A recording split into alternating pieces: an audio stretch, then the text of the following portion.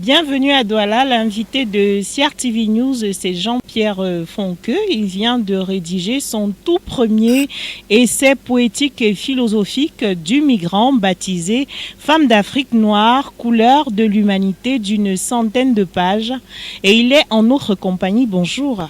Bonjour Marie-Gabrielle. Votre ouvrage d'une centaine de pages a été réalisé par les éditions Connaissance et Savoir. Est-ce que vous pouvez nous dire ce qui vous a motivé à choisir cette thématique « Femme d'Afrique noire, couleur de l'humanité » ? Merci pour l'intérêt que vous portez à cet ouvrage. En effet, c'est une thématique qui me touche à cœur. Dans ce sens que la femme n'a pas toujours été suffisamment mise en avant dans l'histoire de l'Afrique globalement. Et très souvent, nos enfants connaissent très mal l'histoire de la femme. On la banalise, on essaie de se servir des codes actuels qui fait que la femme s'approprie des éléments extérieurs pour se valoriser, alors qu'elle a joué un rôle très important dans le devenir de notre humanité. En parlant d'éléments extérieurs, quand on parle de femmes noires, on peut parler de mèches à l'occidental, on peut parler du décapage de la peau. Vous voulez inciter les femmes à revenir aujourd'hui à leur tradition à travers ce recueil. Je tiens tout d'abord à rappeler que cet essai poétique est une interpellation. Il reviendra aux historiens, aux experts, de pouvoir porter certaines de ces questions sur la place publique et d'apporter des éléments qui puissent édifier davantage nos jeunes.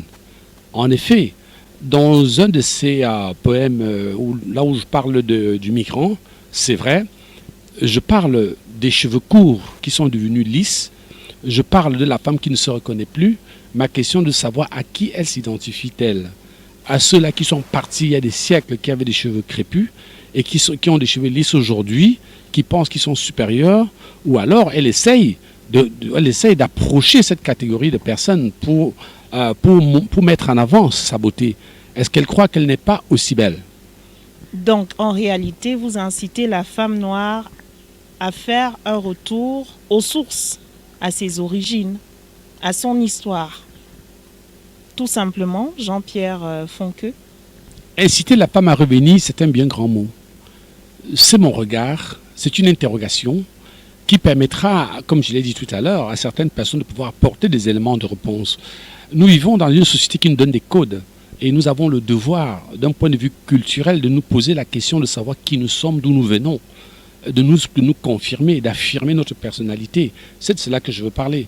La femme pourra toujours mettre des cheveux si elle a envie, mais le fait de pouvoir en parler, de pouvoir édifier ceux qui nous regardent, je pense que c'est une bonne chose. C'est cela le sens de mon interrogation. Et pour rester dans le même volet, il y a également un poème dans votre essai poétique et philosophique du migrant qui dit « Je suis métisse ».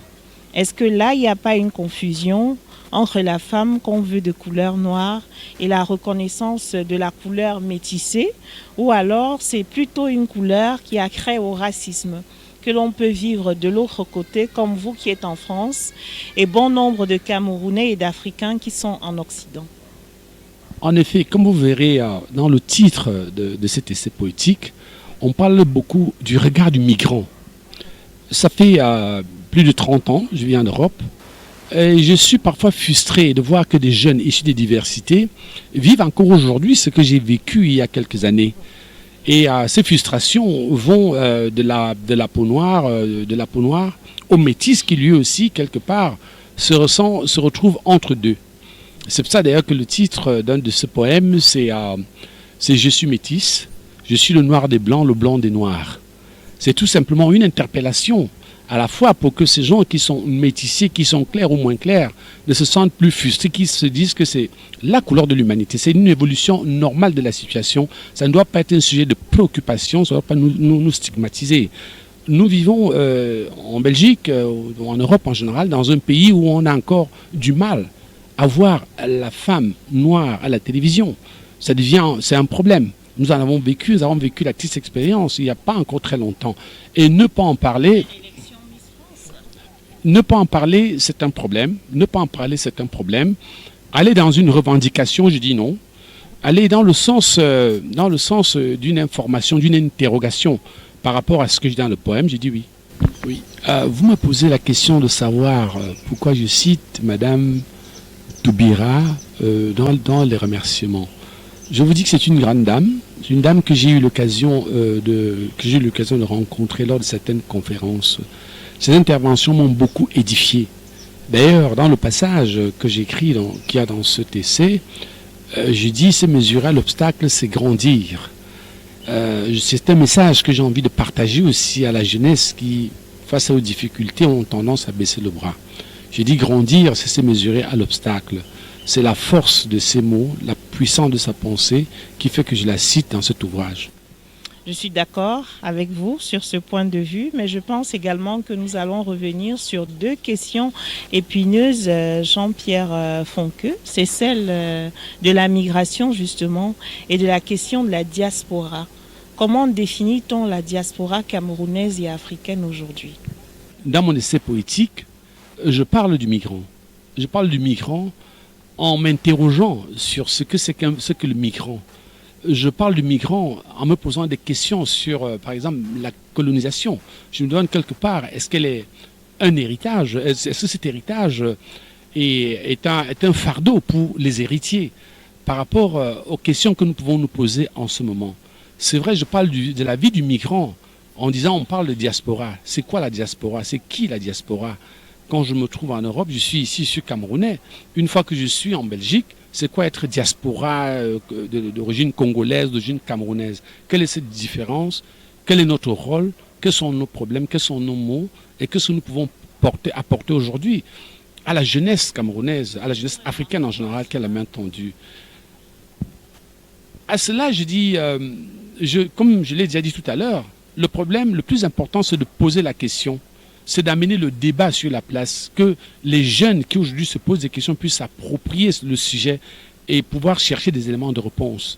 Donc c'est par la sensibilisation, je pense, à mon avis, qu'on peut arriver à aborder certains sujets et à proposer des solutions qui soient adaptées à un plus grand nombre.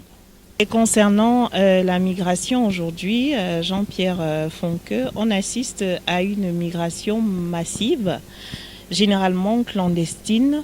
Et les morts de la Méditerranée aujourd'hui sont devenus des statistiques, alors qu'ils vont, ces jeunes pour la plupart, avec des rêves dans les yeux, de l'espoir pour une vie meilleure. Quel est le message par rapport aux migrants, étant donné que votre ouvrage fait une part belle aux migrants justement de nos jours? Merci pour la question. Je suis administrateur d'une petite association qu'on appelle Label Hope. Le point de repère de notre association, c'est le qui suis-je. Qui suis-je, l'identité. S'approprier son identité. Quand on ne se connaît pas, on ne connaît pas son environnement, on ne peut pas se construire. Si on permet aux jeunes, aujourd'hui en Afrique, de s'approprier leur environnement, on leur donne les moyens de pouvoir se développer. Avant de partir, ils se poseront des questions. Or, aujourd'hui, ces gens sont livrés à eux-mêmes. C'est-à-dire, comme vous l'avez dit, on parle de ces gens qui meurent à Lampedusa comme une forme de statistique, en fait. Or, dans le poème, quand je parle, par exemple, de mon père, justement, je parle de ces jeunes, de ces gens qui partent. Je dis que ce sont nos héros. Ils partent chercher une arme pour défendre leur terre, la terre d'Afrique. Parce qu'ils se retrouvent face à une interrogation par rapport à laquelle ils n'ont pas de réponse. Donc la réponse aujourd'hui, c'est de permettre d'abord à cette jeunesse de s'approprier son histoire, de s'approprier sa culture. C'est pour ça que je parle de la femme. Parce que presque nous tous, nous avons une mère devant nous, nous avons une femme derrière nous. Et aussi, si je dois revenir sur l'histoire de la mère, j'écris un peu là-dessus, où je dis que ces femmes ont vu partir leurs enfants, et que les hiatus de l'histoire ont essuyé leurs larmes. Je veux parler de ces esclaves qui sont partis il y a des années et qui se croient oubliés. Nous en sommes à voir aujourd'hui des Noirs américaines chercher leur identité en allant dans tel ou tel autre pays, alors que l'histoire elle est africaine. Et si la jeunesse arrive à s'approprier son histoire, et si ces gens qui sont partis arrivent à comprendre l'origine de leur histoire, je suis certain qu'ils apporteront des éléments de réponse à cette jeunesse qui peine à trouver des solutions à ses préoccupations du quotidien, qui, disons-le, est d'abord basée sur l'économie. La crise, pour moi, elle est africaine, elle n'est même pas seulement camerounaise. Ce qui se passe aujourd'hui au Cameroun pourrait se passer dans un autre pays d'Afrique. Je crois que la solution doit être globale par rapport à cette jeunesse. Cet ouvrage sera bientôt disponible à la maison d'édition Connaissance et Savoir en France.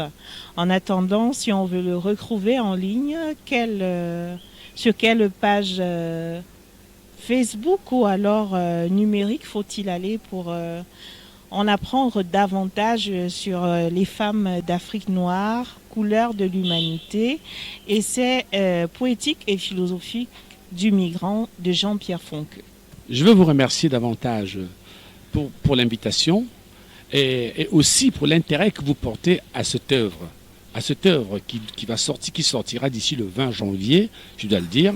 Et en allant sur le site des Connaissances et Savoirs, je crois qu'il y aura plus d'informations. Et une fois le livre sorti, en effet, il y aura une page Facebook, il y aura un site internet à mon nom, Jean-Pierre Foncqueux, voilà, sur lequel on pourra avoir des éléments de réponse. Et j'inciterai plutôt une majorité de personnes à s'approprier cette œuvre, se poser des questions. Comme je l'écris dans le livre, j'ai dit, je m'instruis de la critique. Et je crois que c'est ce qu'il faut aussi dire à cette jeunesse, qu'elles acceptent la critique, qu'elles s'instruisent, qu'elles écoutent. Parce que quand on n'écoute pas, on ne peut pas avancer. Dans les revendications, on s'autodétruit, on n'apprend pas. Donc vraiment, je vous remercie pour cette occasion que vous m'accordez par rapport à cet ouvrage. À très bientôt, Jean-Pierre Foncqueux sur les antennes de la CRTV, radio et télévision. Mesdames et messieurs, l'ouvrage Femmes d'Afrique noire, couleurs de l'humanité, essai poétique et philosophique du migrant d'une centaine de pages sera disponible dès le 20 janvier 2020 sur la plateforme en ligne www.Connaissance et Savoir. C'est une maison d'édition basée en France. Et si justement vous êtes en France et que vous regardez la CRTV News, il vous suffit tout simplement de prendre votre véhicule ou le métro pour vous procurer cet ouvrage. À bientôt.